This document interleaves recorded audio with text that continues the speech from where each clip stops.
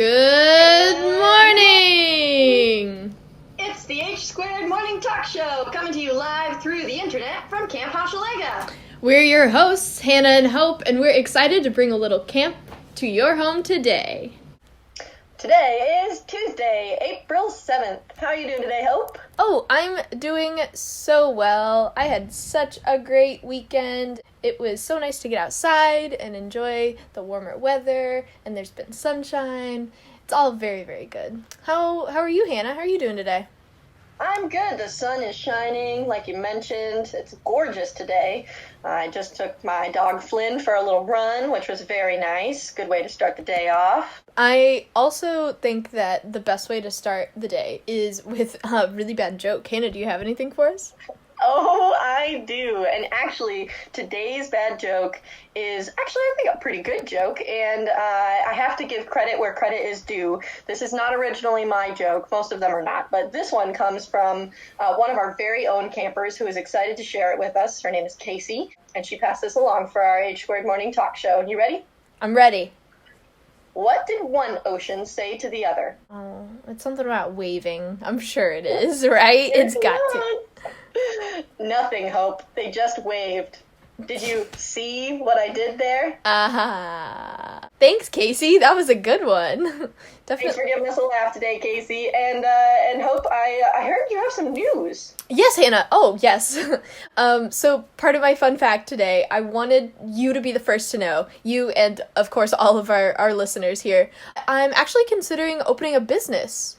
A business? Tell me more. What would be the focus? What's the major clientele? What are you thinking? Well, Hannah, actually, what I mean is I'm planning on getting a group of ferrets, because a group of ferrets is called a business. What an amazing fun fact, Hope. I had no idea. Is that really true? A group of ferrets is called a business? Yeah, I guess so. All I can picture is all these little ferrets in, like, little business, like, ties and, jacket suits or something. Running around being a business. So just like a herd, just like a group of horses is a herd, a collection of ferrets, you might say, is a business of ferrets. Yes, just imagine a full business of ferrets just like running down the road on leashes with me. That's my dream. That's amazing. I'm so glad we got to share that. Thank you for telling us. What a great fun fact. And I know you also have a powerful woman for us to share with us today. Yes, of course, I do. Today's powerful woman that I would like to talk about is Margaret Hamilton. Do you know who Margaret Hamilton is? Maybe loosely, but definitely not with detail. Mm-hmm, yeah. So I'd love to hear more. Yeah. I'm looking forward to your overview today. They're always so helpful. Of course, yeah. I actually didn't know about Margaret Hamilton either, but I did some reading about her, and I'm just astonished that I didn't know about her, that the world doesn't know about her. So basically, go back to like the 1960s, mid-1960s, space exploration and the race to the moon, right? The leader of the MIT team assigned to develop the code for the Apollo 11 spaceship, which was the one that actually made it to the moon, and the leader of that MIT team was Margaret Hamilton. She was known as the human calculator at MIT and would basically be the double checker for the MIT computer math. So it was her incredible skills in math that she would be teamed up with a computer. It was astounding. That's incredible. Yeah, exactly.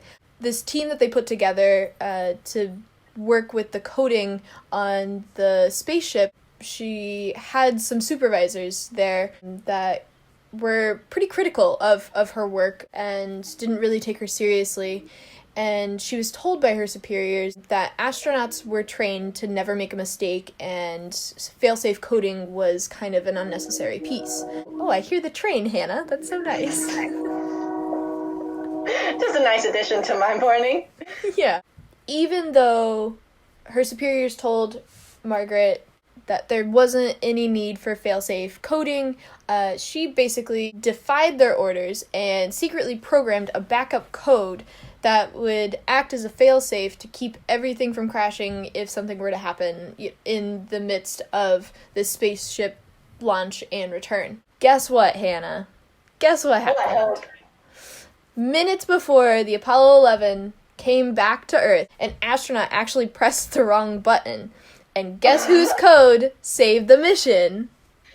Margaret Hamilton. Exactly, Margaret Hamilton. This entire mission is known throughout history, for the rest of human history, as the spacecraft that got to the moon, got man on the moon, and brought back to Earth in full safety. And that would not have happened if it wasn't for Margaret Hamilton's coding. What a story. Yeah. So Margaret Hamilton was really good at what she did and believed in her ability to do the right thing and keep everyone safe. It takes everyone and all expertise from all different angles to make even humans getting to the moon possible. So a really great story from Margaret Hamilton, and I think she deserves so much credit that I wish I had known about her earlier. Oh, absolutely. I could not agree more. It's very true. All right. Well, Hannah, is it time for our morning affirmation?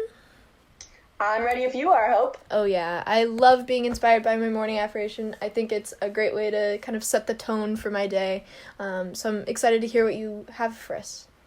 Absolutely. So today's morning affirmation is a quote from the one and only Muhammad Ali. Mm-hmm. And he says, and I think this is especially relevant right now in our current circumstances, he says, "Don't count the days, make the days count."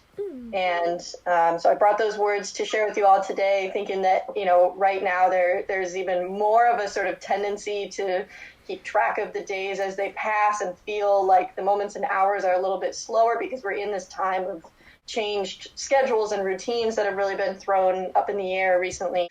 Keep that in mind. Don't count the days. Make the days count. Maybe see if you can think of one or two things that you can do today to make this day count in any way that you feel is important to you. It could be a tiny little thing, just something nice that you say to the adult in your home, or something nice that you say to a sibling that's home with you, or something like that. Do something to make today feel special. Do something for yourself to make today count. I always love thinking about the little ways in making your day feel great. And I know that my favorite parts of the day on Tuesdays and Thursday mornings are doing this H² morning talk show with you, Hannah. So thank you for that. Oh, thanks, Hope. I'm right there with you. It brings a smile to my face every morning. Hannah, do we have anything else today? Anything special going on? Well, so one other special thing about today, Yeah. actually, is that it is World Health Day. Oh. So that's sort of something cool to think about, World Health Day. I think this year's special shout out goes to our nurses and our midwives out there. Special recognition for this year's World Health Day. And of course, we are so endlessly grateful for all of the hard work that our medical professionals are doing out there on the front lines right now. The World Health Organization is the one that hosts World Health Day, yeah? Yeah, correct. Well, I'm gonna go celebrate my health and think about how I'm gonna walk my ferrets down the street in their business. It's gonna be a great day, and I'm really excited to make it count. It is. Thanks, Hope. I'm excited to make it count, too. I hope you have a good one. Talk to y'all soon.